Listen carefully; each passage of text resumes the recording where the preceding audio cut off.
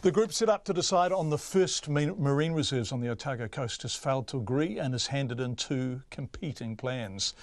The South East Marine Protection Forum met for 3 years to identify areas to protect on the coast between Timaru and Waipapa Point in Southland. The Fisheries and Conservation Ministers released the forum's 300-page report late this afternoon.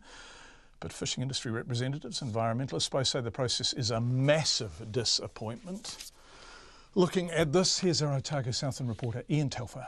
After 3 years of work, weeks of tough debate and crunching through a record 2,800 submissions, no one could say the South East Marine Protection Forum did not try hard. Yet in the end, nearly everyone is unhappy. The forum's chairperson, Marie Baker-Galloway, says it was the hardest piece of work she's ever done. But in the end, they just could not agree. One of the terms of reference was to endeavour to reach a consensus position, and we endeavoured to reach that position, but ultimately couldn't reach agreement on one recommended network, and so that's why we've ended up with two alternative networks, one network supported by one part of the forum and the other network supported by the other part of the forum.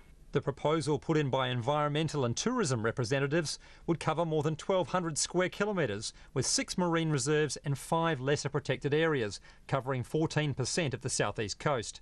The rival proposal, led by the commercial fishing industry, is less than a third of that size.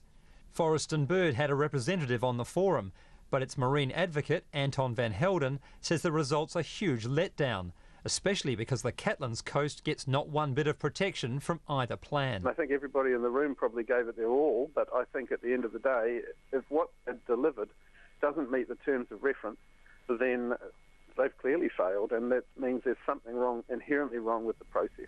Simon Gilmore from the rock lobster industry was on the forum as a commercial fishing representative.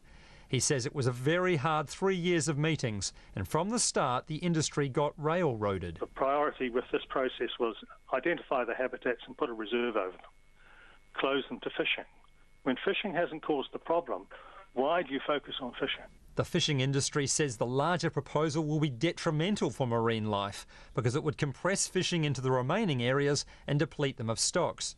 A Ngaitahu representative, Edward Ellison, says he knows there's disappointment, but the process was not a waste of time.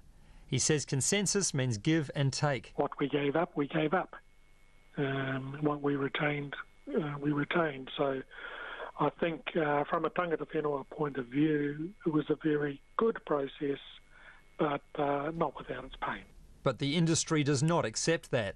It's so unhappy it tried to harpoon the report after it was sent to ministers, telling them it's biased and the fishing solution's been misrepresented. That's appalled the other forum members. Chairperson Ms Baker-Galloway says the fishing industry's move was surprising and disappointing. And releasing the report today, the Minister of Fisheries, Stuart Nash, was very critical. For 3 years they had the opportunity to say, we have major concerns about this, we have major concerns in the way the forum is heading, or terms of reference, or anything, any concerns, but they didn't.